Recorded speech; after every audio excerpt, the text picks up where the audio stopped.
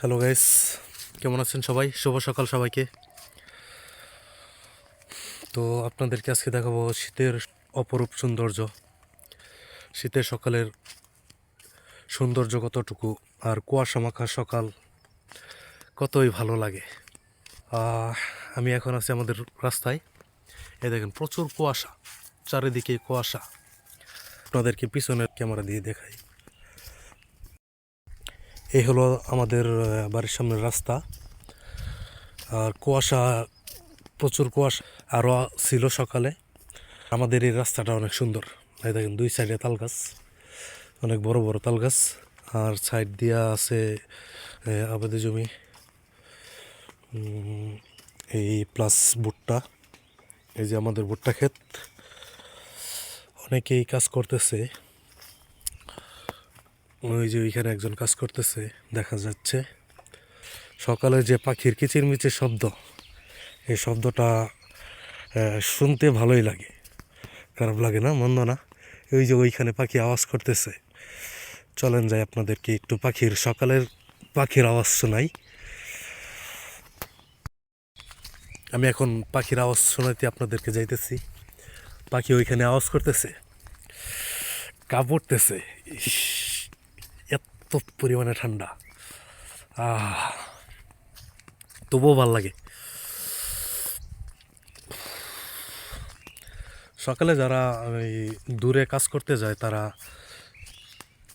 আমি এই যে গেছিলাম হলো হালুয়াঘাট, 4টার দিক দিয়ে হালুয়াঘাট গেছিলাম। তারপরে আসার পথে ফজর আজানের পরপর দেখলাম যে অনেক যারা এই কিনে, এই যে মুরগি, মানে মুরগি ব্যবসায়ী যারা করে, সাইকেলে কইরা ঘুরে ঘুরে এলাকায় ঘুরে ঘুরে যারা মুরগি কিনে, তারা দেখলাম যে অনেক সকালেই বের হয়ে গেছে। তারা কেমনে যায়? আমি তো গাড়িতে যাই, এখন আমার অবস্থা খারাপ। আর তারা কি করে যায়, তারা এত সকালে যে যায়, তাদের কেমনটা লাগে, তাদের অনুভূতিটা কি, যদি জানাইতে পারতাম বা জানতে পারতাম খুব ভালো লাগতো। আর এই যে এখন আছি যে পাখির কিচিরমিচির শব্দ আপনাদেরকে নিয়ে আইছি এই যে বাঁশবাগানে, এই যে বাঁশঝাড়। তো আপনাদেরকে পিছনে ক্যামেরা দিয়ে দেখাই বিষয়টা। দর্শক, আমি আছি এখন বাঁশঝাড়ের নিচে।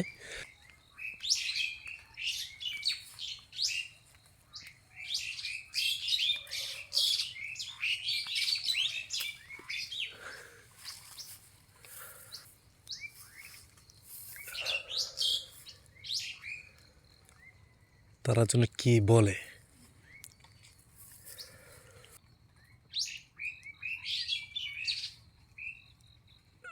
এই যে শোনা যাচ্ছে।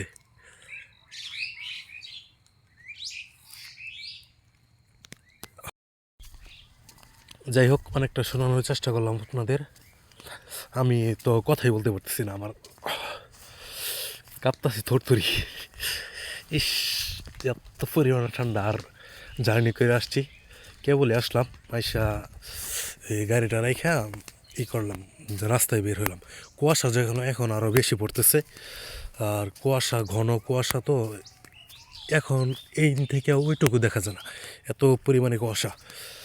আর পাখির কিচিরমিচির আওয়াজ তো অনেক ভালোই লাগে শুনতে। তো আপনারা সবাই সকালে উঠবেন এবং সকালের ঠান্ডা বাতাসটা শরীরে লাগাবেন।